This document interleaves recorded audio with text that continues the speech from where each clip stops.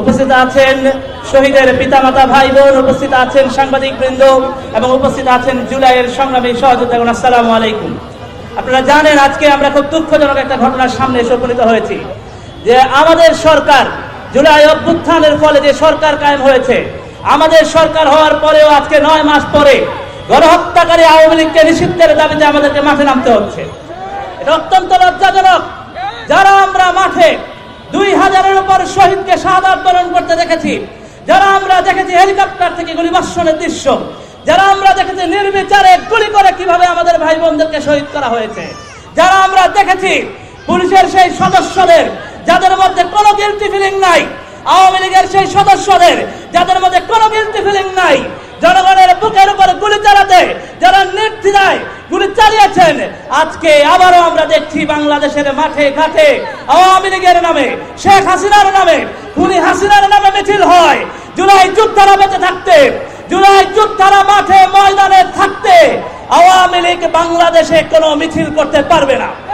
এটা জনতার নয়, এটা জুলাই যোদ্ধাদের। আমরা বেঁচে থাকতে আওয়ামী লীগ বাংলাদেশে রাজনীতি করতে পারবে না। আমাদের লাশের উপর দিয়ে আওয়ামী লীগকে রাজনীতি করতে হবে। আমরা বলতে চাই, মুখের আগুন দেখেছ, হৃদয়ের আগুন দেখো নাই। দিল্লিতে বসে ষড়যন্ত্র করে আমাদেরকে, আমাদের সহযোদ্ধাদেরকে যদি শহীদ করতে চাও, তাহলে আমরাও বলতে চাই, আমরা হেলিকপ্টারের গুলিকে ভয় পাই নাই, চোখের সামনে গুলিকে ভয় পাই নাই, আওয়ামী সন্ত্রাসীদের হামলাকে ভয় পাই নাই। সুতরাং কোন হুমকি দামকি ভয় দেখিয়ে জুলাইয়ের যোদ্ধাদেরকে থামানো যাবে না ইনশাআল্লাহ। আমরা স্পষ্ট বলতে চাই, শহীদের পিতামাতা ভাই বোনেরা পিছনে আছেন, আপনারা কথা শুনেছেন।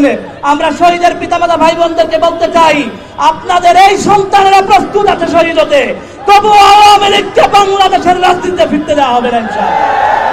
ইন্টারিমকে বলতে চাই, যথার্থ পদক্ষেপ দ্রুততম সময়ে গ্রহণ করতে না পারলে আপনাদেরকে হচ্ছে দিয়ে তাড়াতে আমাদের সময় লাগবে না। আমরা স্পষ্ট বলতে চাই, আওয়ামী লীগের প্রশ্নে আমাদের অবস্থান একেবারে স্পষ্ট। শহীদের রক্তে রঞ্জিত পিলখানা শাপলা জুলাই আল্লামা সাঈদীর রায়ের দিন বিচারিক হত্যাকাণ্ডের প্রতিবাদে যে শহীদ হয়েছে, আপনারা জানেন মোদী বিরোধী আন্দোলনে যে শহীদ হয়েছে, এই দীর্ঘ 16 বছরের প্রতিবাদ বিরোধী আন্দোলনে যারা গুমের শিকার হয়েছেন, এই সমস্ত অত্যাচারিত নির্যাতিত মানুষের সাক্ষী আমরা যারা আছি, আমরা বেঁচে থাকতে আওয়ামী লীগ রাজনীতি বাংলাদেশে করতে পারবে না ইনশাআল্লাহ।